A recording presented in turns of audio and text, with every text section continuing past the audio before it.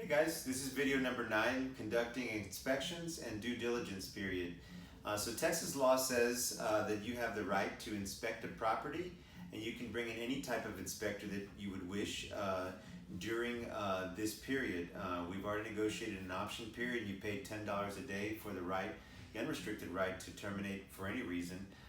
That option fee must be turned in by me to the listing agent and brokerage, and to get a receipt for that within the first 3 days, the third day by 5 p.m. Now, that being said, I want for you to interview the 3 people that I've recommended to you for inspections. Feel free to ask them questions about their experience level, about how they conduct inspections. If you want to also tie that in with a pest inspection for termites and things of that nature, that might be a good time to do so, to mention that to them. It's always recommended to get a pest inspection, because if you bundle it with the home inspection, which they can do, you can save a little bit of money on bundling that. And of course you can, again, conduct any type of inspection, soil. I had a couple from Pennsylvania I worked with once, and whose mom said, oh, there's radon gas down in Texas, so okay, let's go get you an environmental specialist that can test for radon gas.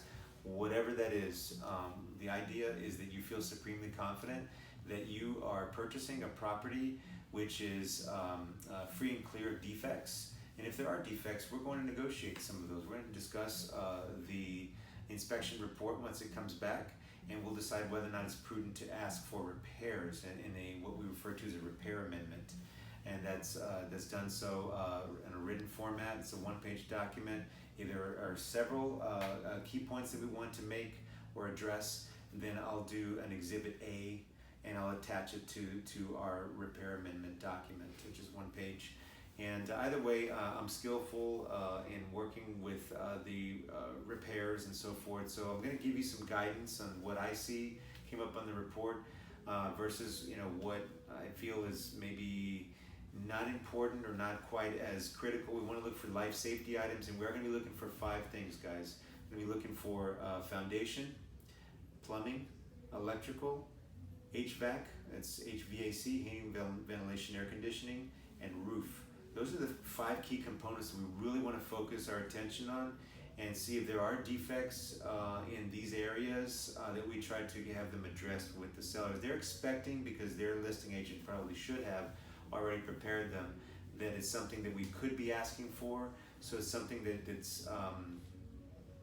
they probably should know that we're going to be asking for some repairs. But again, we don't want to go too crazy asking for too many things. We want to focus on what makes the most sense. As I mentioned in the last video, we want to make sure that it's a win-win for all parties.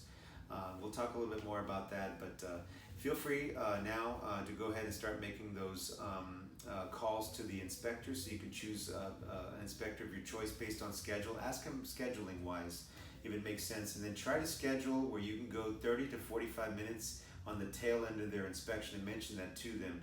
You don't want to be there for the entire inspection. It's kind of like the guy who changes your oil at Walmart. You don't pull up a stool next to him and watch him or her change your oil.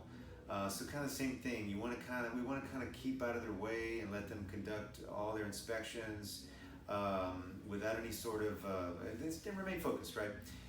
And then the last 30, 45 minutes, you can discuss with them what they found. They can kind of go through the house with you and show you of any areas of concern, if there are any. And remember that no house is perfect. Doesn't matter if you talk to an inspector of 2 years experience or 32 years, they're going to tell you the same thing. No house is perfect, not even new construction.